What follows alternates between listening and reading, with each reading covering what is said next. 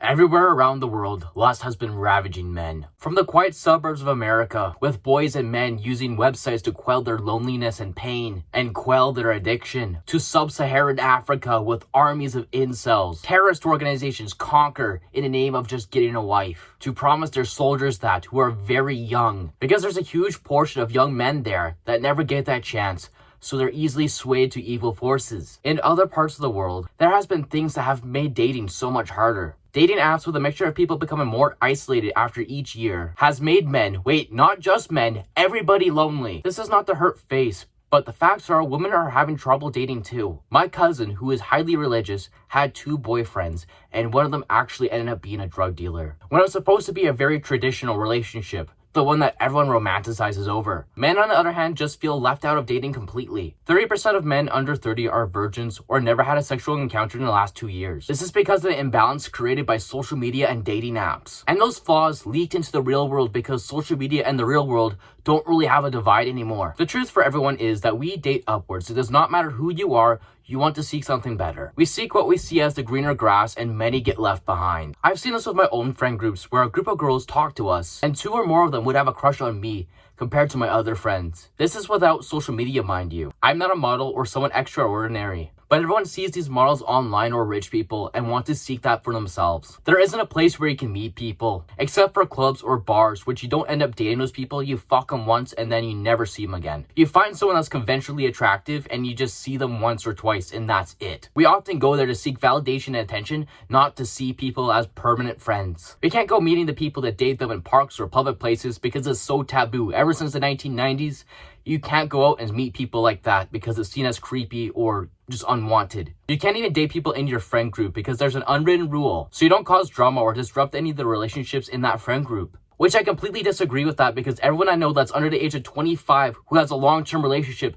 has met their life partner that way. Coworkers make a little bit more sense than that, but if you found something that's genuine, I don't care who or what they are, find them and meet them. With all this combined, this has left the world with nothing but lust. We went into this world wanting romance, love, and connection. Now we think that's a far dream, and the only path that we think that will lead us there is what we got so far, which is hookups, pornography, and also war. This is what we're left with when dating goes to hell. Lust. Hookup culture has become a normal routine for people, especially in large cities, whether that be from a club or online, where it's essentially become skip the dishes for sex at this point. I have partaken in this, and what happens, it lowers the odds for everyone else wanting a genuine connection. Because if half of people don't want a genuine connection, the other half have another coin toss to flip so they can actually find that. So they finally give up too and join them. It's an easy way to have the benefits of a relationship without any of the responsibilities. It's really appealing, but really, it's just lust and hedonism to quell our addictions and pain.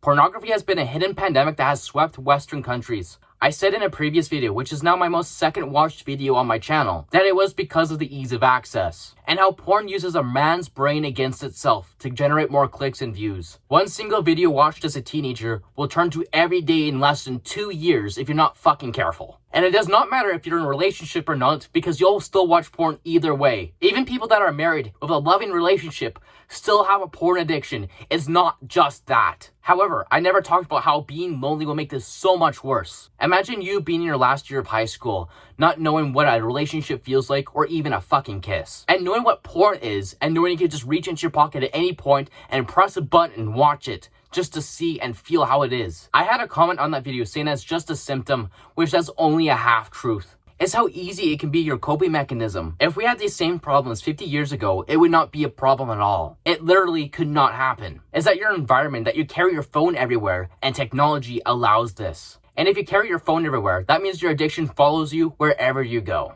including if you quit and overcome it, because your phone will always be a reminder how lust took over your mind. I will go into more detail about Central Africa, and it's been going on for a long time. So the question first, what is a bride's price? Well, it's a payment to the bride's family from the groomsman, from the future husband. And this is actually quite normal. It really isn't far from normal, as it's been done since the very first civilizations. So to marry someone, you will need a sum of money, which isn't cheap for a lot of people. The most poor people in the system do not have money to afford this. However, should I include that they're polyamorous? This has created a system not on love or connection, but on status and lust, turning women into a commodity rather than genuine love and connection. The rich have many wives, while the poor have none. Genuine connection and love is needed is on the hierarchy of needs, which is now out of reach for so many young, fit, and capable men who don't have any dating apps or pornography or anything else to sedate them. So what do? When the most dangerous animal in the world is ripped from its purpose and they can't find love or connection from the system that they were born in,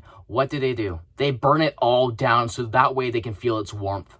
Kony 2012 was one of these armies that recruited men this way. They were all very young, angry, and wanted something. And this something was the many wives they took. Thousands of young girls who were abducted. Of course, marriage wasn't the goals of Kony, but it was a motivation and recruitment method for a lot of his men. In turn, abductions and over 50,000 people died because of this, just from one group. It makes me grateful for the systems we have in place. Because what would happen if a false preacher came into our country and promised that 30% of young men who can't get a girlfriend or can't have sex and turn their lust into violence? What would happen to our homes that we built for generations? This is what lust can do if it goes too far, and yet we're surrounded by lust more every day. What are some realistic solutions to this? We can't just give everybody a wife because that's barbaric. We might be able to ban dating apps or pornography, but that wouldn't stop social media or another option to come out to replace it.